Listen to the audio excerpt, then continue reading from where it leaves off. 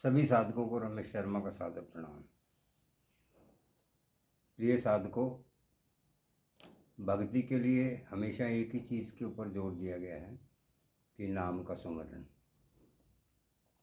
अब सभी साधु संतों ने, सभी भक्तों ने इस नाम का अलग अलग तरह से उल्लेख किया है, लेकिन वो शब्द एक ही है।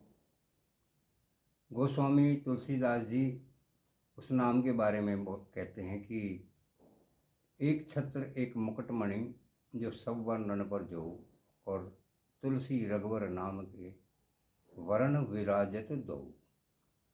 यानी कि ईश्वर का जो नाम है वो दो ही शब्दों का है। जब वो कहते हैं कि एक छत्र एक मुकुटमणि जो सब वर्णन पर जो, और तुलसी रघुवर नाम के वर्ण विराजत दो, यानी कि दो वर्ण हैं रघुवर के, ईश्वर के नाम के। और वो कहते हैं कि एक छत्र, छत्र यानी कि जब हम कोई भी शब्द लिखते हैं तो उस पर एक मात्रा जब लगाते हैं तो एक किस्म से वो ढक जाता है, इसीलिए उसे छत्र कहा जाता है। और मुकुटमणि की जब बात होती है, जब हम चंद्र बिंदु लगाते हैं तो आधा चांद और उसके अंदर बिंदु लगता है। यानी कि उनके कहने का अभिप्राय ये है कि दो शब्दों का ईश्वर का नाम है, और उस दो शब्दों के नाम में एक शब्द पर एक मात्रा लगती है और एक शब्द पर चंद्र बिंदु लगता है। अब वैसे तो संसार में हर व्यक्ति अपनी सुविधा के अनुसार प्रभु का जो नाम लेते हैं, कोई राम राम कहता है, कोई राधे राधे कहता है, कोई कृष्णा कृष्णा कहता है। वो सबका अपना एक सुविधा के अनुसार, जैसा उनके गुरु जी ने बताया, उसी के अनुसार जो है वो उसका जाप करते हैं। परंतु नानक जी भी कहते हैं कि एक को नाम सुमरिए जो जल थल रहा समाए, और वाको का क्या सुमरिए जो जन्मते ही मर जाए। यानी कि एक ऐसा शब्द जो निरंतर उच्चारित होता है और उसे कोई वाणी का विषय नहीं है, वो मन वचन और कर्म का विषय नहीं है। आप उसे जो है किसी क्रिया से नहीं बांध सकते, किसी वाणी का उससे कोई संबंध नहीं है, उसे आप लिख कर नहीं बता सकते। तो अब जब वो उस शब्द की बात आती कि ऐसा कौन सा शब्द होता है जो ना लिखा जा सकता है, ना सुना जा सकता है, ना कहा जा सकता है। अब इस बात को रामायण के रचयिता जो हैं महर्षि वाल्मीकि, वो भी इस बात को समझाते हैं कि जो ये शब्द है, ये शब्द गुप्त शब्द है, और ये शब्द केवल तभी समझ आता है जब हम सांसारिक विषय वस्तुओं को उनकी तरफ से उदासीन हो जाते हैं, और संसार में जितना भी ये शोर है उस शोर से अपने आप को अलग करके अंतर्मुखी हो जाते हैं। कभी आपने देखा होगा कि रात के समय में जब आप अपने कमरे में होते हैं 12 बजे के बाद, 12-1 बजे जब सारी दुनिया सो जाती है, तब वातावरण में उस वक्त भी जो कुछ पक्षी जो हैं वो शायद जाग रहे होते हैं, उनका स्वर जो है कहीं ना कहीं गुंजायमान हो रहा होता है। वही पक्षी हो सकता है कि दिन में भी कलरव करते हों, लेकिन मेरा कहने का तात्पर्य ये है कि रात की निस्तब्धता जो है, निशब्द जो होता है रात, उस समय जो है बहुत सी आवाज़ें जो अधिकतर आवाज़ें जो बंद हो चुकी होती हैं, उस समय हमें बहुत सी ऐसी आवाज़ें सुनाई देती हैं जो हमें दिन के वक्त सुनाई नहीं देती। यानी कि ज़माने भर का शोर जब थम जाता है और हम अपने कमरे में एक छोटी सी सुई गिरने की आवाज़ तक भी सुनाई दे जाती है, तो उसका अर्थ वो सुई की आवाज़ भी तभी सुनाई देगी जब आप बाकी की आवाज़ों की तरफ से उदासीन हैं उनकी तरफ आपका ध्यान ही नहीं है। क्योंकि अगर हमारा ध्यान बाहर की चीज़ों में है तो हम अंदर की ध्वनि नहीं सुन सकते। और ये जो नाम है ये अंदर उतरने का नाम है। जैसे जैसे हम महात्मा बुद्ध ने जो सांख्य योग का जो सहारा लिया उसमें उन्होंने यही कहा कि विचारों को आने दो, विचारों को रोको मत, उन पर कोई प्रतिबंध मत लगाओ, क्योंकि ये एक संसार का नियम है।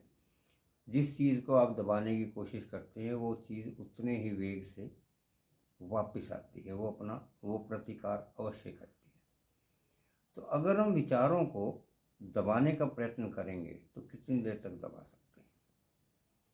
मान लीजिए हमें खाने की इच्छा हो रही है तो हम ज़बरदस्ती कितनी देर तक भूखा रह सकते हैं, कितने दिन तक भूखा रह सकते हैं। शरीर की जो आवश्यकताएं हैं उन्हें तो पूरा करना ही होगा। जो ब्रह्मचर्य की जो बात होती है, ब्रह्मचर्य का अर्थ ये नहीं है कि आप क्या नाम भोग जो है वो ना करें। ब्रह्मचर्य का अर्थ है कि ब्रह्म का आचरण, यानी ब्रह्म को जिस इस शरीर के अंदर जितनी चीज़ों की ज़रूरत है उससे एक रत्ती भर भी चीज़ शरीर के अंदर नहीं रहेगी। अगर वायु अधिक बढ़ गई है तो वो शरीर में दुख का कारण बनती है और वो फिर किसी न किसी जब तक वो वायु निकल नहीं जाती शरीर परेशान रहता है। गर्मी अगर बढ़ गई है तो उस गर्मी का कारण भी यही होता है कि कोई ना कोई चीज़ ऐसी है जो पची नहीं, कोई ऐसी अधिक जो है वो रसायन बन रहा है। तो जब तक अभी ये है कि ब्रह्मचर्य का अर्थ यही है कि शरीर को जिस चीज़ की ज़रूरत है उतनी ही चीज़ ब्रह्म जो है उस चीज़ को ग्रहण करता है। उससे अधिक चीज़ जो है वो फिर आदमी के लिए हानिकारक होने शुरू हो जाती हैं। अगर लगातार उन चीज़ों को ज़बरदस्ती पेट में डाला जाता है तो शरीर में बहुत सी ऐसी क्रियाएं हैं जो बंद हो जाती हैं, कुछ ऐसी क्रियाएं हैं जो नहीं होनी चाहिए वो होने लग जाती हैं। तो जैसे आदमी के अंदर चर्बी का अंदर बढ़नी ज़्यादा शुरू हो जाती है, वज़न बढ़ने लग जाता है, सुस्ती आने लग जाती है, शरीर में वो चपलता, वो चंचलता नहीं रहती। क्योंकि शरीर जब तक जितना हल्का रहेगा शरीर उतना ही गतिमान रहेगा। कई बार आपने देखा होगा कि अगर आप जैसे पेट भर कर खाना खा लिया, और कई बार तो इतना खा लिया जाता है कि लंबी सांस लेकर जो है उस खाने को नीचे उतारने का प्रयत्न किया जाता है, किंतु वो जो खाना खाया है वो थोड़ी देर बाद ही वो अपना असर दिखाने लगता है और आदमी को नींद से आने लग जाती है, शरीर बोझिल सा होने लग जाता है। तो कहने का अर्थ ये है कि हम ये जानें कि हमें कब, कितना और क्या और कैसे खाना है। शरीर की आवश्यकता केवल 300 ग्राम खाने से पूरी हो जाती है। कहा भी गया है कि आदमी को खाना जो है जीने के लिए खाना चाहिए, ना कि जीने के लिए खाना। मतलब खाने के लिए नहीं जीना है, जितना जीने के लिए जितना खाना चाहिए उतना ही भोजन करना चाहिए। इसके लिए एक संयम बहुत ज़रूरी है, क्योंकि जब तक हम स्वाद से बंधे हुए हैं, किसी भी वस्तु की कामना से बंधे हुए हैं, तब तक हम संयम नहीं कर सकते।